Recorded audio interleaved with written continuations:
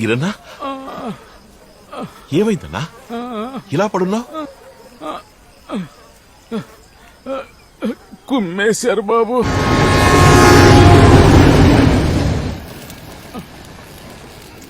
ఎమ్మెల్యేనా? ఏనా ఆయన గురించి ఊరికే తెలుసు కదన్నా, తెలిసి అక్కడికి ఎందుకు వెళ్ళావు? ఊరికే వెళ్ళలేదు బాబు. మొదట్లో బాగా మాట్లాడేవాడు. ఇప్పుడు పని పడిందని ఓ సాయం అడగటానికి వెళ్ళాను.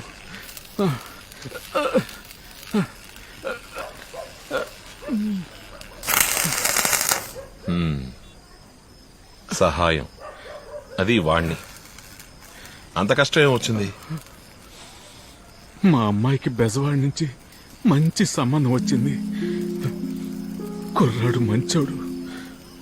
ఒకరినొకరు చూసుకోగానే బాగా ఇష్టపడ్డారు. కానీ ఆ అబ్బాయి వాళ్ళమ్మ 2 లక్షల కట్నం అడుగుతోంది. ఎక్కడి నుంచి తెమ్మంటాం? సరే తెలిసినోడు కదా అని ఎమ్మెల్యే దగ్గరికి వెళ్ళాను. బాగా తాగేసి ఉన్నాడు.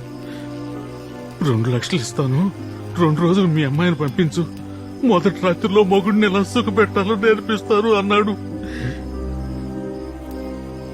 కోపం వచ్చి తిట్టేశాను. వాడి మనుషులతో కొట్టించి ఇక్కడికి తీసుకొచ్చి పడేశాడు.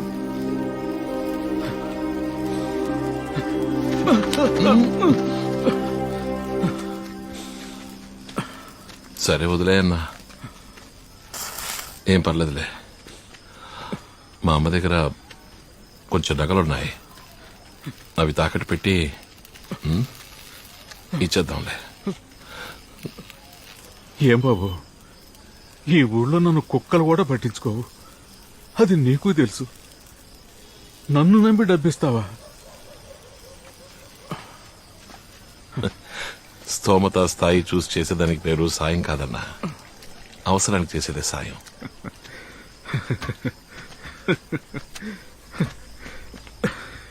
ఎందుకు నవ్వుతున్నావు? ఏమి లేదు, వదిలే. ఏంటో చెప్పు. వదిలేయమన్నానా? నువ్వు చెప్తే వినవు. చెప్తేనే కదా వినగలను. కాదురా, నీలాంటోళ్ళు రాజకీయాల్లోకి వస్తే ఈ ఊరు ఎంత బాగుంటుందో ఆలోచించి చూశాను.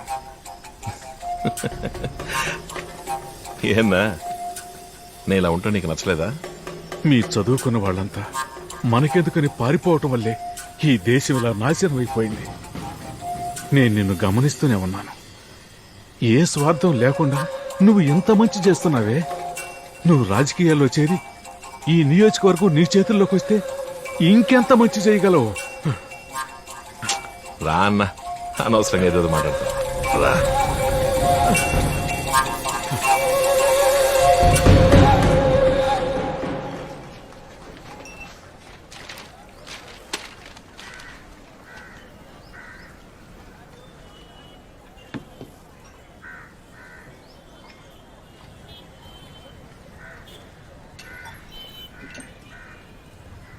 ఏంటమ్మా, నేను 3 వారాల నుంచి చూస్తున్నాను, ఇక్కడే వెయిట్ చేస్తున్నావు. ఏంటి సమస్య? 3 వారాలుగానా? 3 నెలల నుంచి. 3 నెలలు. మేం మొత్తం 10 మంది ఉన్నాం.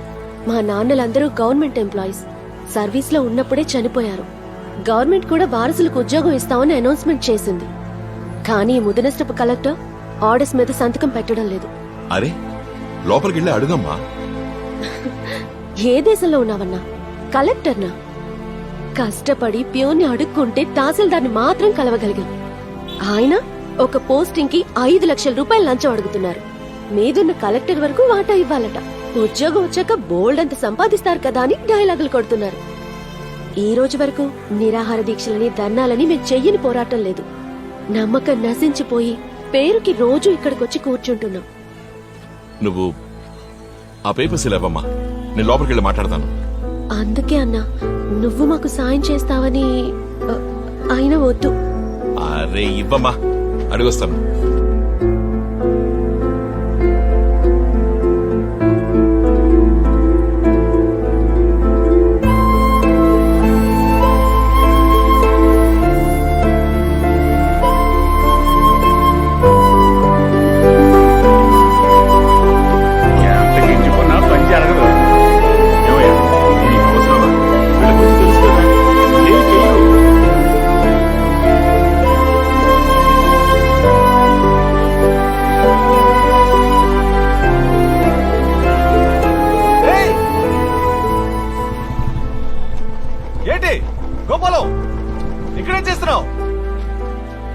అదెలారా? స్కూల్లో చదువుకున్నప్పటి నుంచి ఇప్పటి వరకు దేశం దేశం అనే కొట్టుకుంటున్నావు. కోప్పడకరా. ఇప్పుడేంటి, ఇది చిన్న పని, 5 నిమిషాల్లో అయిపోతుంది.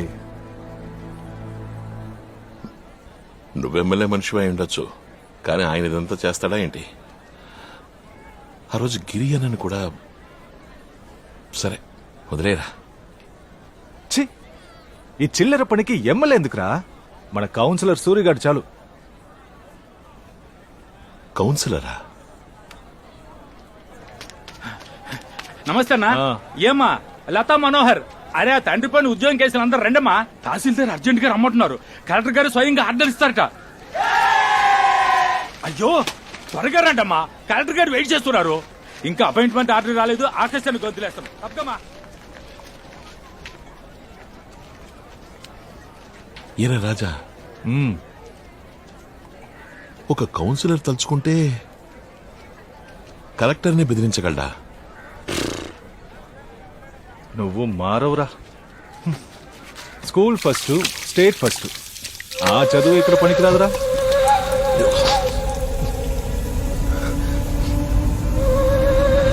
నిన్న రాత్రి నుంచి అందరికీ ఫోన్లు, ఎవరూ తెలియట్లేదు. నోటికి వచ్చినట్టు అసహ్యంగా బూతులు మాట్లాడుతున్నారా? మనం వెంటనే ఆర్గానిక్ ఫార్మింగ్ ని అన్నింటినీ ఆపేయాలట, లేదంటే చాలా భయం. బాబు నమస్కారం. మళ్ళీ చేస్తాను, చెప్పండి. మిగతా వాళ్ళందరికీ వేరేలా చెప్పాం, కానీ మీరే కదా మెయిన్. బాబు మనసు పెడితే సమస్య తీరిపోతుంది. అర్థం కాలేదు. మీరు గుంపుగా కలిసి ఎంతో మంచి చేస్తున్నారు, అభినందనలు. కానీ ఈ ఆర్గానిక్ వ్యవసాయం మాత్రం వద్దు, వెంటనే ఆపేయండి. నాలాంటి వాళ్ళు ఇబ్బంది పడుతున్నారు. నీలాగంటే చిల్లర కొట్టి వాళ్ళ దగ్గర నుంచి చక్రవడ్డీ వాళ్ళ వరకు ఎందుకు పొడిగించడం? మీరెలాగైతే మెయినో ఆ టైప్లో వీళ్ళందరికీ నేనే మెయిను. అందుకే మెయిను డైరెక్ట్ గా కలిస్తే అన్ని సమస్యలు తీరిపోతాయని. చాలు బాబు, ఇక తగ్గండి. తగ్గనంటే? ఈ రోజు శుక్రవారం, మంచి రోజు నాడు చెడు మాట్లాడకూడదు. తగ్గండి. కాదన్నా మీరు తగ్గేలా చేస్తాం. వస్తాను బాబు. కృత్రిమంగా పొలాల్లో ఎరువులు వేయడం వల్ల మన మన్ను నీరే నాశనం అవుతున్నాయి. కొర్రలు, సజ్జలు, రాగులు, జిల్లేడు, వేప, అడదొడ లాంటి పంటల్ని ముందు పొలంలో పండించి ఆ తర్వాత వాటిని పీకేసి భూమిలో నాటి నాగలతో దున్నితే సహజమైన నైట్రోజన్ శక్తి లభిస్తుంది. పొలం నాశనం అయిపోయింది గోపాలం. కెమికల్ ని కలిపి మిషన్ పెట్టి దున్నారు. ఇక గడ్డి పోచ కూడా మొలవదు.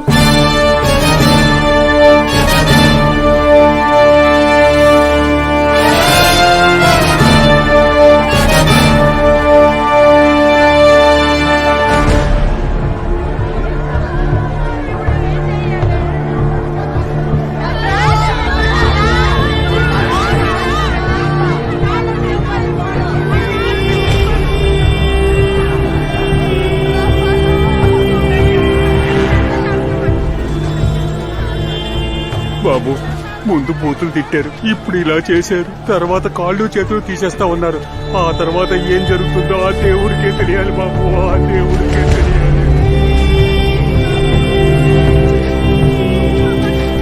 బాబు, కాళ్ళు పట్టుకుంటారు.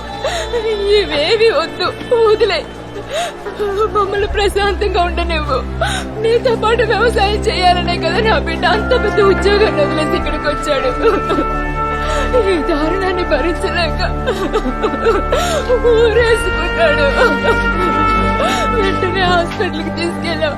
ఏదో కనుక దుర్గమ్మ దయ వల్ల ప్రాణాలకి ఏ ప్రమాదం లేదన్నారు. దయచేసి ఆ చిన్న పిల్లల జీవితాలు పాడు చేయకయ్యా.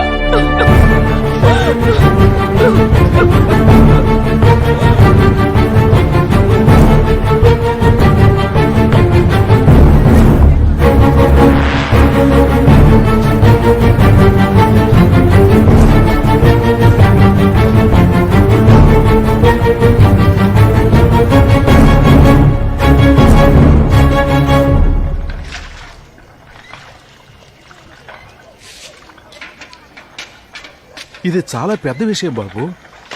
ఒకే సమయం అందరితో పగపించుకున్నాం. చక్రవడ్డీకి ఇచ్చేవాళ్ళు, పురుగుల మందుల షాపులోళ్ళు, కాయగూరలు కొని ఎక్కువ లాభాలు కమ్ముకునేవాళ్ళు, వీళ్ళందరూ ఒంటరిగా చేస్తున్నారా?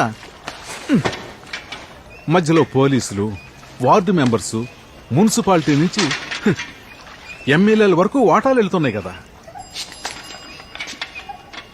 నువ్వు సడన్ గా అంతా మార్చడం మొదలెడితే వాళ్ళ రాబడి దెబ్బతింటుంది కదా గోపాలం. ఏదో ఒకటి ఆలోచించన్నా.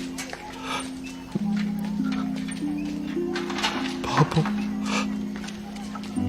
నన్ను నమ్మి అందరూ ఇందులోకి దిగారు. నువ్వు పని చెయ్యి, తిన్నగా వెళ్ళి మన ఎమ్మెల్యేని గారు, వాడు తలుచుకుంటే చేయగలడు. ఎవరు? పెంచులయ్యా. వాడు ఎందుకు పైకి? అదంతా మనకు అనవసరం. ప్రాక్టికల్ గా కొంచెం ఆలోచించు. ఈ చక్రవడ్డీ గుంపు ఉందే, ఒక మాఫియా లాంటి వాళ్ళు. పెంచలయ్య లాంటి పెద్ద తలక ఏదన్నా చెప్తేనే వాళ్ళు తగ్గుతారు. సరే పోనీ అలాగే అనుకుందాం. అయినా ఆయన ఎందుకు నాకు సాయం చేస్తాడు చెప్పు? నువ్వు ఒట్టి అమాయకుల్లా ఉన్నావు. నీ శక్తి ఏమిటో నీకింకా అర్థం కావటం లేదు. ఎలక్షన్లు వస్తున్నాయి. ఈ ఊళ్ళో నీకంటూ ఒక పేరుంది. ఆ మర్యాద కోసమైనా ఖచ్చితంగా నిన్ను కలవటానికి ఒప్పుకుంటాడు. మిగతాది అక్కడ చూసుకున్నావు.